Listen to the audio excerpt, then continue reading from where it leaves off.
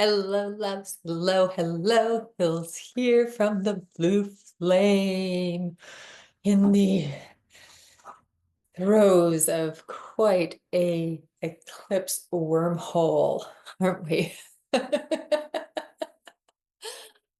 Ah, we just have come through now the equinox. We've just come through the Venus star point, and we're moving more fully in this moment. I'm recording this into the dark moon phase that is leading to the Aries super new moon solar eclipse. And it's a partial eclipse, and we'll talk more about that because that's what we're here for today. As of the moment of my speaking right now, Venus is coming through a conjunction with Neptune, moving retrograde, and just beginning to get far enough in her movements from the sun that in certain latitudes we might be able to see her emergence as morning star coming along. By the time we get to the new moon, in that like moment before the sunrise, you might be able to see her shining brightly there. As we move more fully into April, this rising star, this Venus point emergence story will become more full. Let me feel here. I started talking about Venus and I lost the plot a little bit on the new moon. So let me just, this Venusian energy is so potent right now. So actually, as we bring in the Aries super new moon eclipse, which is the last eclipse along the Aries Libra nodal axis for about 8 years, maybe 9, somewhere in there. Let's start with Venus, shall we? Because Venus is, as I said, right now moving through a conjunction, moving through Neptune once again. By the time we get to the eclipse, which is happening at 3:57 a.m. on the Pacific Daylight Time, on the 29th of March, we have Venus doing this really beautiful bridging where the magnetic planet of love, desire, creative expression is another one of Venus's energies. When we think of the frequency of the feminine, and I'm not talking about a female person, I'm talking about the energy that we call the feminine, that we call the mother. What we're connecting to is that creative joie de vivre, that creative oomph, that calling in of all energy, that allurement energy, the song of the bird, the droplets of rain in a sunny day, creating the rainbow. All of these things are creative expressions of the elements, and they are quite feminine. The elements themselves do not have a gendered relationship, though we could feel fire and water as a more feminine vibration. We could feel air and earth as more masculine. And isn't that interesting? I bet you thought earth has a more feminine, the element earth tends towards a more masculine, foundational, right? Whereas the planet earth, Gaia, has a feminine. And now are you starting to understand the duality that none of us, just like none of the elements, are only one thing? I talked a lot more about this in the Venus Star Point update, which I will link to at the end of this so that you can really start to feel, because this new moon, this solar eclipse, is also, and even into the Libra full moon on April 12th, these are energies that are unifying. They're inviting us to play with the unification of our multidimensional beingness, which is to say those aspects within us that resonate more feminine and those aspects within us that resonate more masculine, and bringing them together, allowing them to do the dance that they do so that we can be vibrant, healthful beings. Okay, so back to the astrology.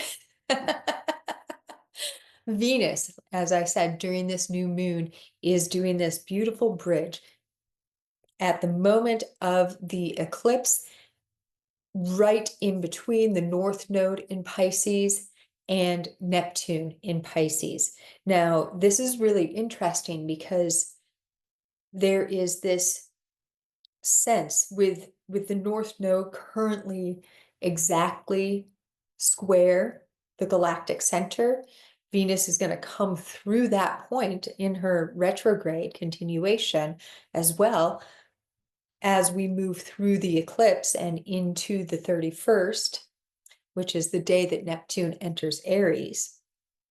So we have all of this push pull, this interplay of energy. Neptune's expression of remover of the veils, pull back the curtain, access more your true state of being through the dream time. It's a very shamanic energy and a genderless energy. Neptune is not a masculine or a feminine. Neptune is an expression of the transital nature of all being. The transital nature of all beings.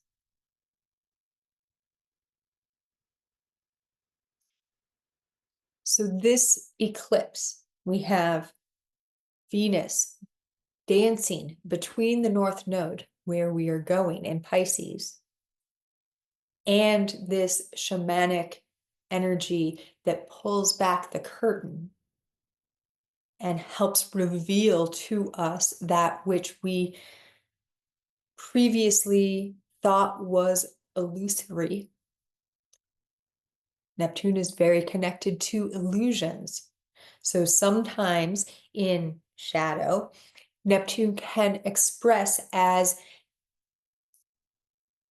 let me feel, the word that I'm getting is dementia. And I like that. Let's keep that. Dementia, not as in like the illness dementia, but if you think about, if you feel into what dementia presents as, it's being unhooked from time, unaware of where you are in any moment. You forget who people are, you forget who you are, how old you are, you think other people are other people, etc., right? This is how dementia expresses. If you feel into a shamanic journey or a psychedelic journey that is unchaperoned,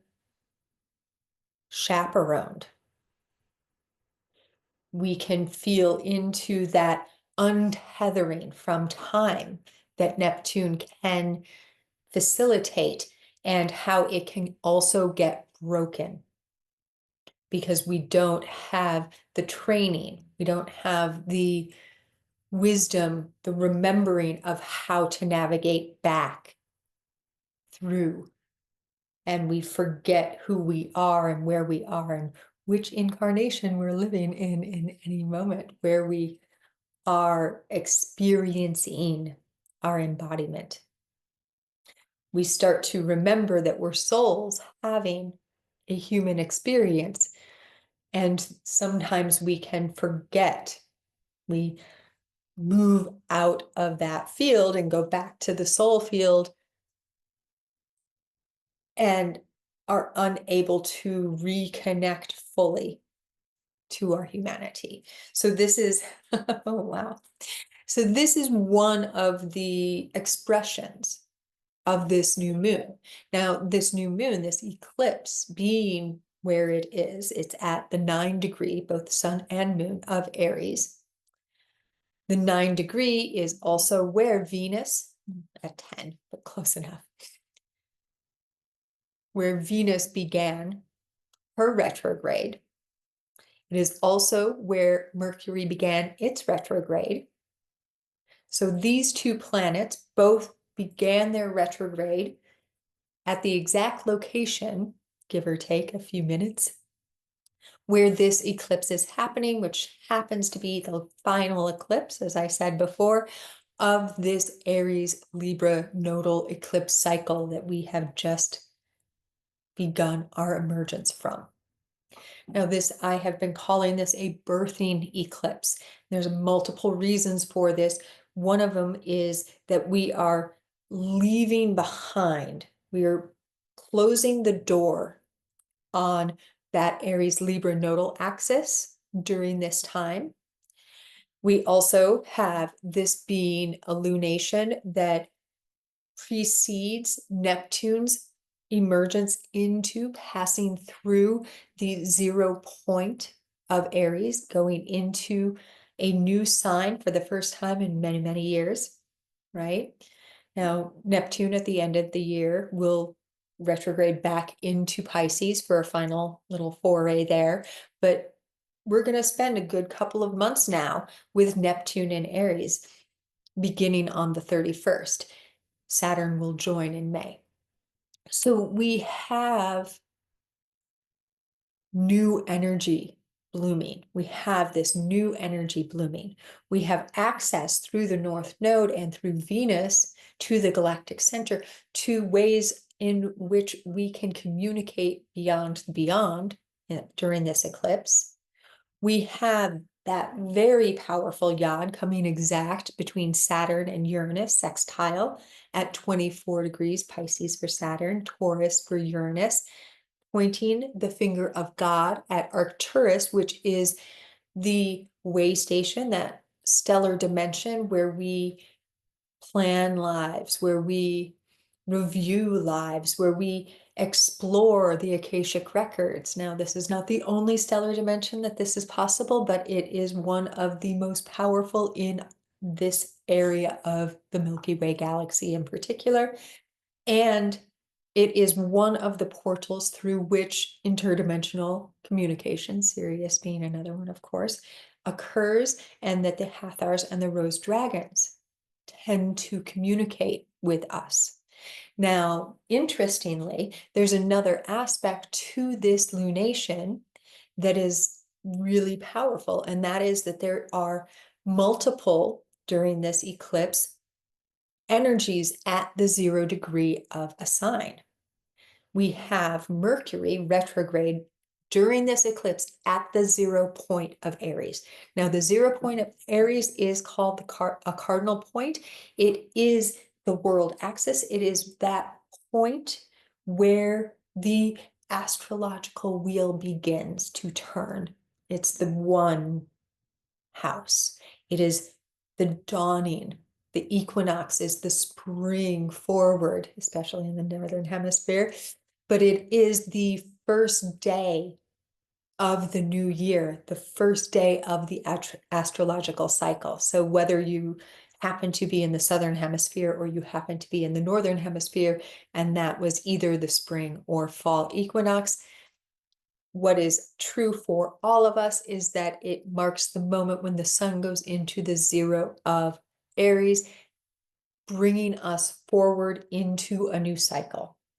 So Mercury retrograding through here and Venus having just retrograded through here.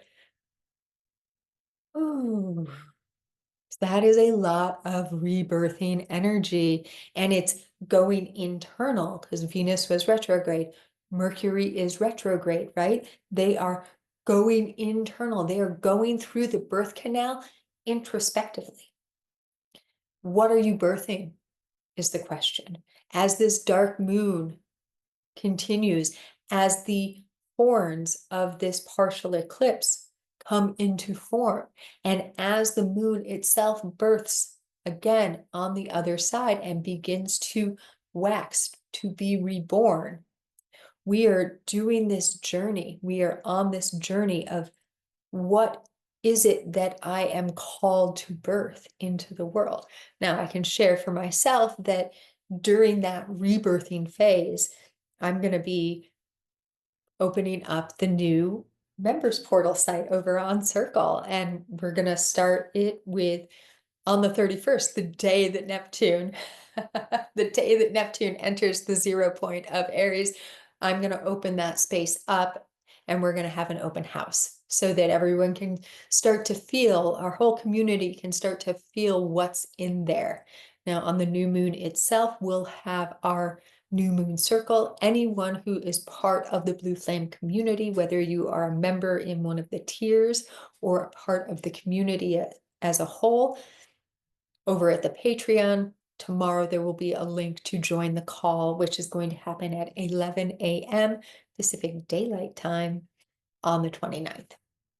You can head over to the Patreon and learn more about all of this stuff as well, and play around in that field as we get ready to pick up and move over to our new home at Circle. So, Mercury at the 0 point of Aries during this eclipse. We also have the aforementioned Hathors. Now, the Hathors are going to be at 0 degrees of Gemini, exactly conjunct Sedna. Sedna's energy, we haven't talked about her in a little while here, but she is a powerhouse of introspective journeying and the journey into the depths, the underworld, in order to claim your full beingness, the revealing of your whole truth through spelunking, literally spelunking in some ways for Sedna, deep underwater caves, remembering herself, much as Osiris was remembered by Isis. Now, Sedna and the Hathors together at that 0 point of Gemini. Remember now, Mercury rules Gemini. They are sextile with Gemini, 0 degree Sedna Hathors, and 0 degree Mercury Aries. That's a sextile. So we have another finger of God, because the dragon roses, the rose dragons, are across the way at 28, 29 of Libra, but even more importantly, Black Moon Lilith at the 0 degree of Scorpio. So here's our next 0 degree. We have a 0 degree in that birthing cycle, that fiery cauldron of rebirth that is the 0 degree of Aries. We have expression and communicative rebirthing, that 0 degree of Gemini, bringing forth messages of the new, heralding the new, the Hathors, that interdimensional energy, right? That speaks to empowerment, empowered compassion, detached service. These are some of the messages of the rose dragons and the Hathors. Hathor, the Egyptian goddess, is the sacred cow, mother's milk, fertile valley. We can feel through this that we are finding new expressions of what it means to be fertile in the world, what it means to fertilize the world. Here we are with that spring energy again. And then we have Black Moon Lilith, another underworld journeyer, right? Another underworld journeyer. Now, Black Moon Lilith being at the 0 degree of Scorpio, with this finger of God pointing at her, feels like a reminder to us that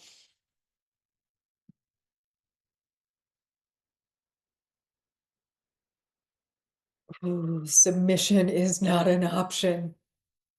Going back to some old way, some old template of how things used to be, how we thought that we were in the world, who we thought we were in the world. Once we wake up to the truth of who we truly are, who we fully are, who we wholly are. Scorpio, power, occulted wisdom,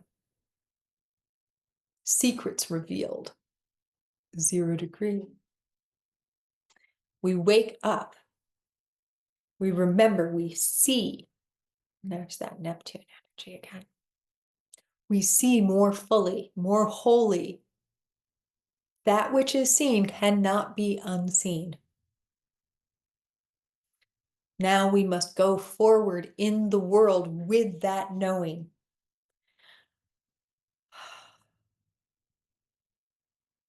When you remember that you are a soul having a human experience, sometimes this can instigate a dark night of the soul when you realize that you are in a cage, so to speak. You're in this vessel. Sometimes we can get very angry because we forgot. We're angry that we forgot.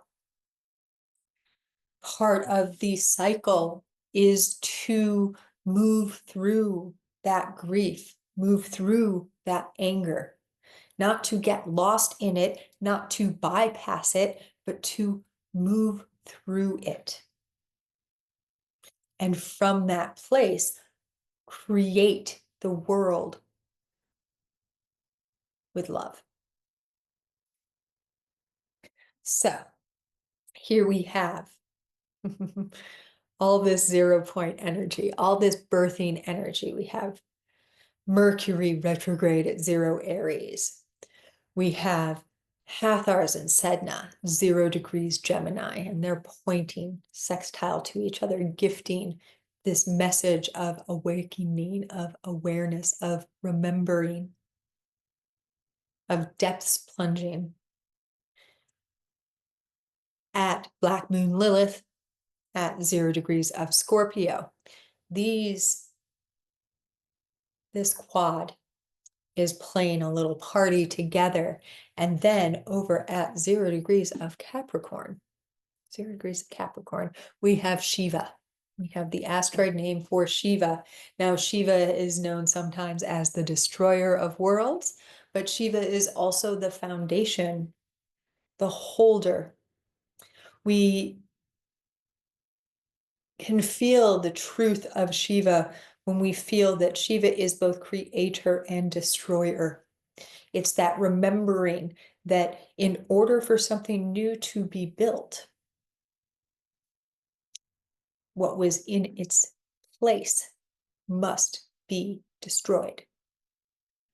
Down at the end of my street, there is this building, and it has been empty for probably a decade. And they have finally, after many years of negotiations, determined what they're going to do with that lot.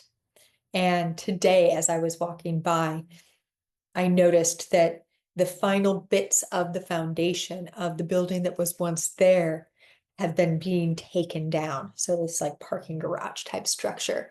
And I thought to myself, oh, very soon that is going to be a hole in the ground. And this energy of Shiva that we're talking about at the 0 of Capricorn is very much like that, right? We are moved out now from Pluto's dance through Capricorn. We are beginning to build the foundation. Most of the teardown has occurred, but not all of it. There's still some shaky, faulty foundation that needs to be moved out so that there is space for the new to move in. And that's a lot what this year is about. Now, another fun bit about this particular new moon is that this new moon is happening like I said before, at the 9 degree of Aries. This is where Venus went retrograde. This is where Mercury went retrograde. This is also the number of this year. 2025 is a 9 year. 9 years are about transformation and completion. We start a new cycle in 2026. All of the things that are happening, everything energetically about this year is coming into the last teardowns and the buildups of the new, so that we can enter the new cycle more fully as we move into 2026 and 2027. Now, this new moon at the 9 degree of Aries is also part of a cycle, which is to say that every new moon that we've had since 2025 started has been at the 9 degree of its sign. How's that for transformative signaling? Now, this is the last one. When we move into the Taurus new moon, it will not be at the 9 of its sign anymore. This is a reminder, a remembering, an energetic little Easter egg to say this is closing and birthing. Shiva at the 0 degree of Capricorn, we are destroying and creating. We're moving through something. Now, there's a fun thing about this eclipse. If you happen to live in one of the places where you'll be able to see it, a lot of Europe and Asia, some of the Southern Hemisphere, but it's really the totality of it. This vision of it will only be visible like Greenland and the far Northern Europe parts of Canada, Iceland. The presentation of the eclipse itself, when it reaches its most total part of it, is going to resemble horns. It's going to resemble horns. Now, the symbol for Aries is horns, slightly differently shaped. And the sign that we move into next, Taurus, is also horns, which will be more similarly shaped. But one of the energies that I'm going to invite you to feel into with this is that sense with horns of poles apart, but connected in the center. That ability to dance in your separateness while knowing, while understanding the connection at the roots. That you are part of the same whole, even if you're playing at being separate. This is part of the remembering as Neptune moves into Aries, that we are coming into a releasing of that narrative that we are only separate, that we are only individual, and a coming into the remembering that we are experiencing individualization so that our unique frequency of light may radiate and integrate more wholly, that the universe may understand itself more wholly. There is a show that is kind of the zeitgeist of this era right now, and it is very much a happening. It just, the most recent season of it just ended, and I just watched it with my husband. It's called Severance, and if you have seen it, amazing. If you haven't, that's cool. You know, maybe you don't have Apple TV, or maybe TV is just not your thing, whatever. It's totally cool.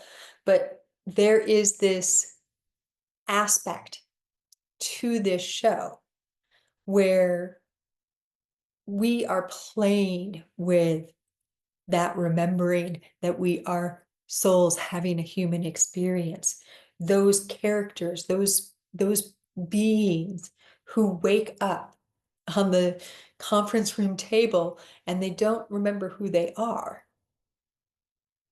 who only have this experience of being at work, and their outie has more understanding of the whole picture, and they can become reintegrated. This is the story of the human remembering that it is a soul having a human experience. That amnesia is going away. We are coming more and more collectively into a state of remembering. And that this show is as popular as it is, feels like another one of those Easter eggs. I was having a conversation the other day about how it is priming us as a collective for this remembering. So for those who have gotten really, really, really attached to the idea that they are simply human and there is nothing else, and when they die, their consciousness is just gone. This show is helping to kind of stoke the fire of remembering. It's hitting on that deep remembering, which is part of the reason I sense that it is so popular. Oh, let's feel. We went a lot of places today, didn't we? Hmm.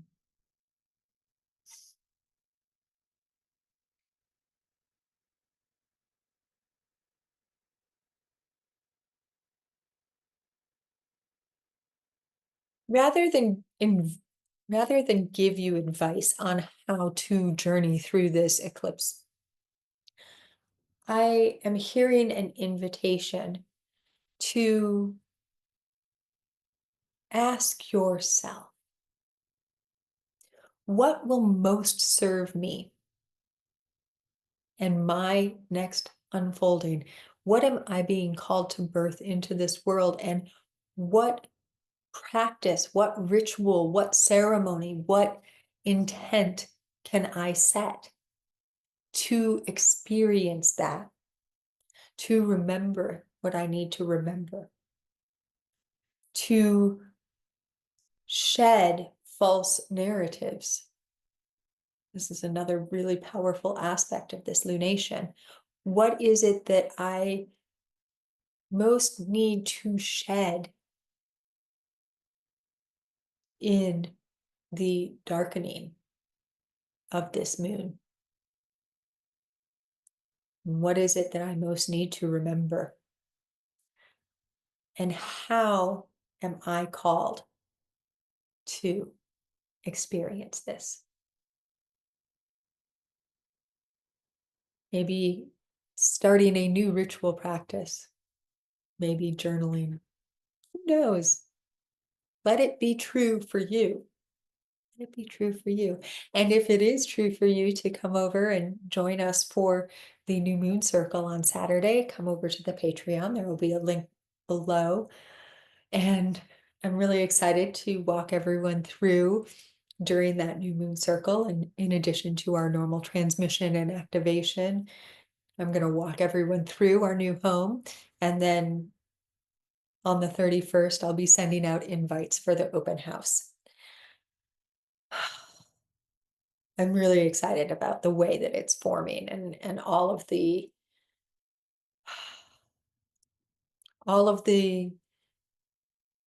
rooms and alcoves and exploration points that are being birthed into this new space. I can't wait to show everyone. Oh, let me know in the comments if it calls to you.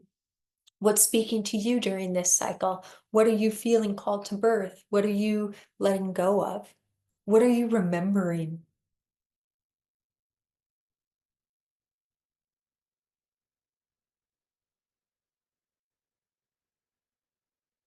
There's something just came through, so let's take a pause here.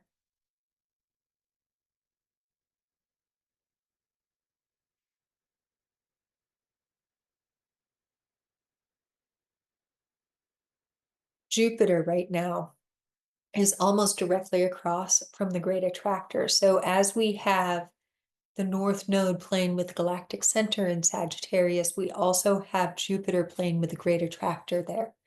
These are energies of truth, of expression, of higher, seeking for higher expressions. And the thing that I felt come through that facilitated it, the necessity of that pause, is to really, really, really sink into what is true.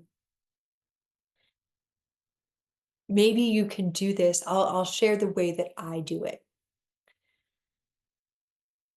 It changes often. So let me feel what the current is that wants to be shared. Sometimes when I take a walk in the morning or in the afternoon, I try and let the journey unfold in a divination sort of expert experience, by which I mean, as I'm coming up to a crossroads, rather than asking, where am I going? Where is my final destination? I will simply say, as I approach this crossroads, let me feel the truest way for me to turn or go forward. What is the truest direction for me at this crossroads? Now, the nice thing about doing this when I'm on a meander around the neighborhood is it's pretty low stakes, right? For the most part. I can feel how my body approaches the intersection, whether I'm called to turn left or right or to go forward. But taking a wrong turn doesn't necessarily mean life or death. So if I feel something and then I bypass that feeling, it's like I really feel like drawn to continue forward, but there's something happening ahead of me on the street that I don't want to experience, construction or whatever it might be, a loud noise. Or I just am like, no, I want to turn left. I can bypass that knowing and turn left. And I can play with feeling what it feels like to bypass my internal knowing and what it feels like to be redirected in a really powerful way. This morning, I was on what I call a donut journey, which is when I go and get a cappuccino or a latte and a donut and go on a meander like this. And I had a couple of these different experiences, right? I felt myself trying to, what's my final destination on this walk? Well, my final destination was back home because it was a meander. So there's that, right? So then I was walking up to intersections and I was like, as I approach this intersection, let me feel what the truest expression of this walk leads me to, which is to say, which direction, left, right, or forward, shall I continue this journey on? And if I felt forward, I would walk forward. If I felt left, I would walk left. If I felt right, I would walk right. And if there was something, there was a lot of construction around this San Francisco neighborhood. And I felt it one time. It was, oh, you should go, you would be well served to go this direction. But that direction, there was a gas station and construction. And I was like, I don't want to smell all those smells. So I was like, how about I literally like turned around and walked and continued on direct the other way. And because it was city streets, I could feel like, oh yeah, no, that wasn't the truest direction for me to go. For whatever reason, maybe I needed to have the experience of the gas station and construction. Maybe there was a person over there that our energy fields would move with one another in a particular way. I don't know, because it wasn't my job to know that. It was simply my job to go that direction. So then I got to feel the energy of allowing my human olfactory system to dictate rather than my true knowing, and then get redirected again so that I would go through another phase of that journey. And I could feel, okay, now you should turn here so that you can go here, so that you can go here, and so on and so forth. So these are fun. I'm sharing this because it's a fun and kind of easy way to experience this. You can do this if you drive home from work or picking up the kids from school, like which way should I go? Maybe not take the exact same route home every day. Or go on a meander around your neighborhood and take turns that you may not normally take because you feel called to take them. Who knows what amazing garden or whatnot you might find. I guess there was a practice after all. That feels like a practice for this whole movement of Neptune through the final degree of Pisces into the beginning of Aries, and as Saturn gets ready to come into next month. Okay, with that, I hope to see all who are called to it at the New Moon Circle on Saturday and within our circle open house as the 31st moves in.